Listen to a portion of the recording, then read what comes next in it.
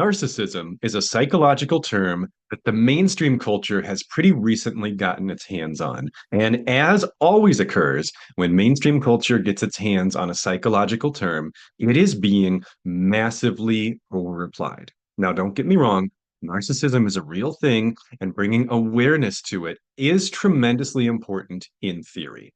But so many normal human behaviors are now being branded as narcissism that we're starting to see a massive cultural backlash where people are now so worried about either actually being a narcissist or simply being perceived as a narcissist that they are overcompensating and becoming incredibly self-deprecating to avoid falling into the category of narcissism. I personally believe that this massive backlash against narcissism and towards self deprecation is part of the reason that rates of depression and anxiety are constantly on the rise. It is certainly not the only reason. It is one of probably hundreds of factors. I don't know where it fits in to that hierarchy as far as its relative contributions to the growing mental health crisis humanity seems to be facing. It is not irrelevant. And I can say that with confidence because I know how our brains work. And I know that when we hear something enough times, it starts to have the feeling of truth to it. We've talked about this many times on this channel before. Belief systems are formed through repetition. If you hear something frequently, whether from yourself or others, or a combination of those two sources, even if it is initially said as a joke or with no sincerity whatsoever, or just to appease other people, if the message is repeated, it starts to take root in your mind. It starts to feel plausible and eventually factual. And if you are engaging in patterns of self deprecation in an attempt to avoid being labeled as a narcissist or perceived as a narcissist, you're going to end up dragging your self esteem and self concept down massively and probably doing some damage to your mental health. This is important because it's extremely difficult to challenge feelings of depression and anxiety if you hate yourself. Self hatred, low self esteem, poor self concept, and anything else in that sphere can latch on to internalized feelings of depression and anxiety, and they can exacerbate one another. They can feed off of one another and both grow together inside of you symbiotically until they take over your entire life. The antidote to things like self hatred and low self esteem would be having some degree of love for yourself. And if you cringed or recoiled when I said that, that really kind of proves my point that we are staying away from anything remotely in the realm of having feelings of love for oneself because we're concerned that that is a form of narcissism. And it isn't. It can be. Not all self love is narcissistic love. There are two forms of self love, only one of which is narcissism. I'm going to explain this to you using a graph that I made. Look what I learned how to do. Aren't you proud of me? Now, no more awkwardly going over to the board and ruining my sound quality just to draw something for you. I figured out how to do overlays. Most people probably already knew how to do that, but I learned today. So let's just celebrate that.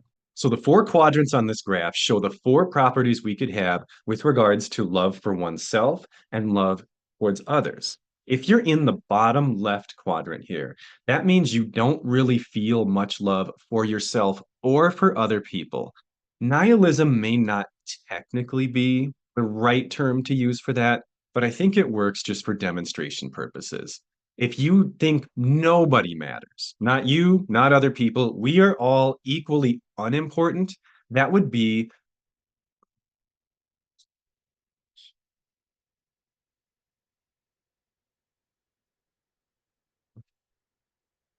this graph demonstrates four possible attitudes we could hold with regards to love for ourselves and love for other people.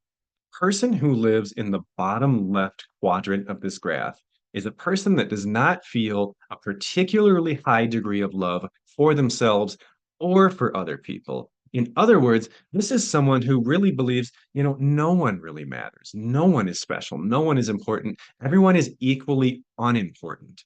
I have labeled this perspective nihilism, That may be insensitive to nihilists because their worldview doesn't only involve other people, but essentially, you believe that no one really matters. No one is really deserving of love. That would be a very nihilistic point of view. If you're in the top left quadrant, you have love for yourself, but you do not have love for other people. This would be the home of the narcissist. The narcissist believes, or at least wants to believe, there would be degrees to all of these, that they are special, they are worthy of love, they are deserving of love more so than other people. It is that elevation of self over others that creates the trademark worldview and behavioral patterns of the narcissist.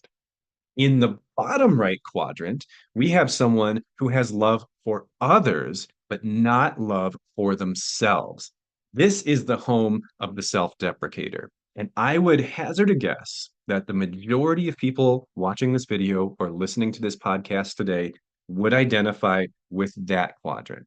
The vast majority of people, at least anecdotally, here in my clinic that I've worked with in other settings, the vast majority people with depression and anxiety that I have worked with fall into this category. They are great partners, they're great parents, they're great friends, they're great sons and daughters and siblings.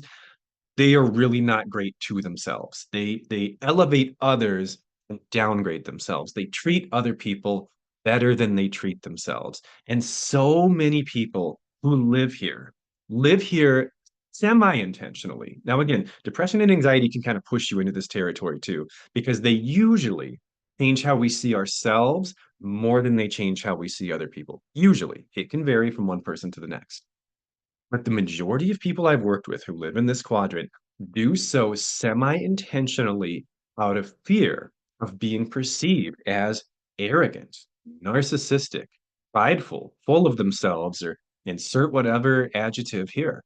Because we have created a stigma against self-love by labeling it as being something bad, as being something narcissistic, as being something shameful, as being something that hurts other people. It only is that if you're in that top left quadrant. Love for yourself paired with a lack of love for other people is going to create some problems. But this top right quadrant here would involve having a relatively equal amount of love for yourself and love for others.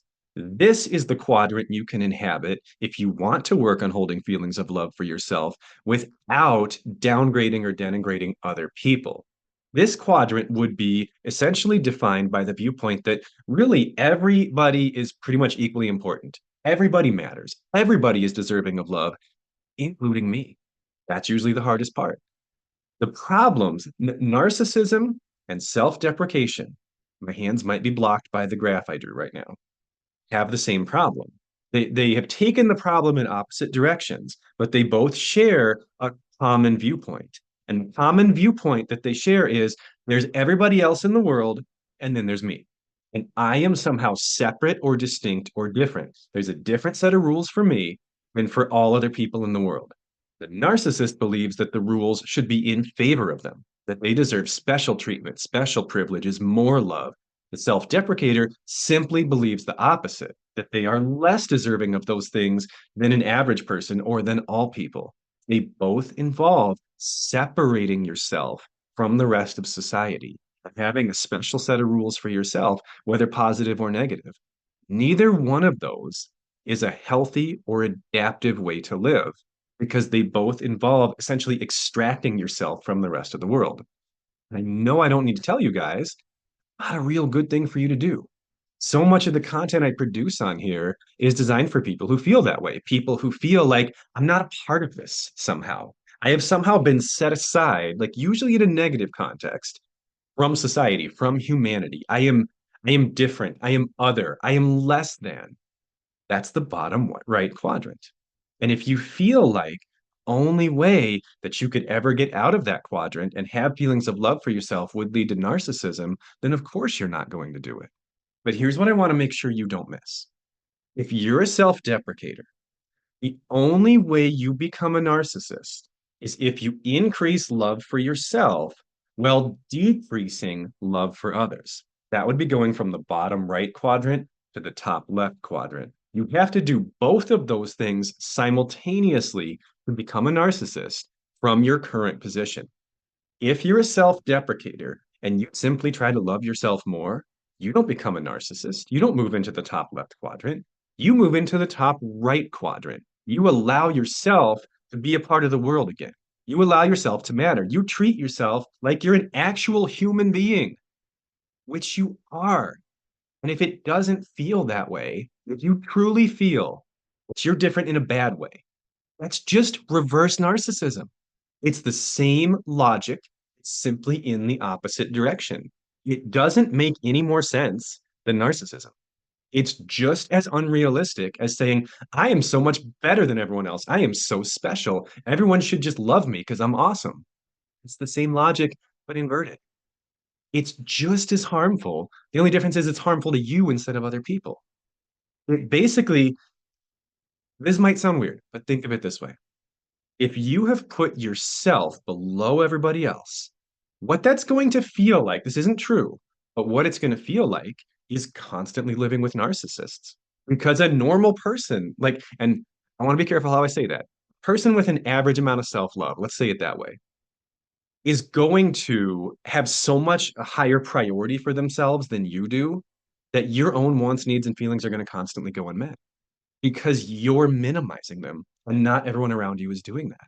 It's going to be like living in an entire world of narcissists, except for the other self deprecators. And when you meet them, you guys just talk around each other in circles because everyone's afraid to actually voice a viewpoint or feeling or a need because you're all downgrading yourselves. The healthiest place to be on this quadrant is the top right. Love for self and other equally. That's the goal. That's what's going to help you the most in dealing with symptoms of depression and anxiety, and probably just living a healthier, more adaptive lifestyle in general. So, if you're on board with that idea, we've covered the what. Now, let's cover the how, because saying love yourself more, okay, cool, Dr. Scott, how does one actually accomplish that? The good news is you already know how to do it. Because if you're a self deprecator, you already know how to love people. You're really good at it, in fact. You just aren't doing it with yourself. So think of the things you do to try to feel love or compassion or respect or empathy towards others. You probably work on trying to take their perspective when they are going through something. You try to understand, okay, I haven't been through this thing, or I don't have the exact backstory they do.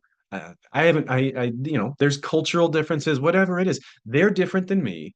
And I know I'll never be able to fully understand them, but I'm going to try my hardest. I'm going to try to put myself in their shoes and try to at least imagine what I think that might feel like. And then I'm going to factor that viewpoint in to my responses towards them. That's perspective taking. Do you ever do that for yourself?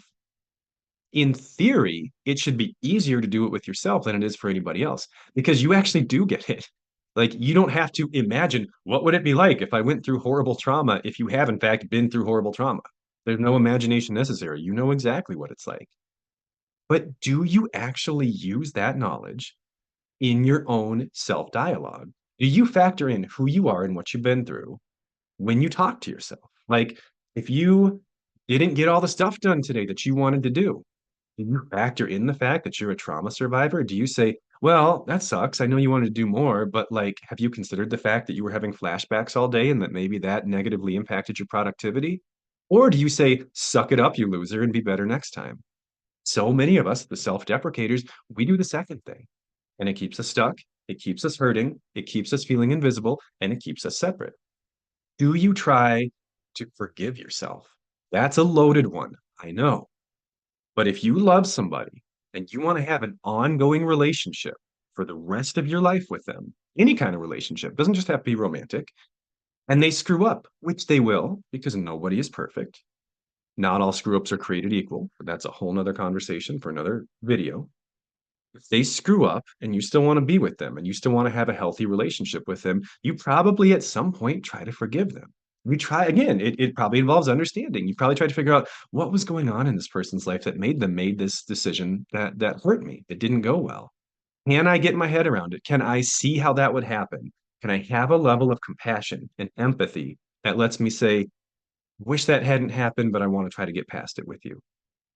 Why are we so much better doing that for other people than we are for ourselves? You probably have a lot of things from your past that you are holding against yourself every day.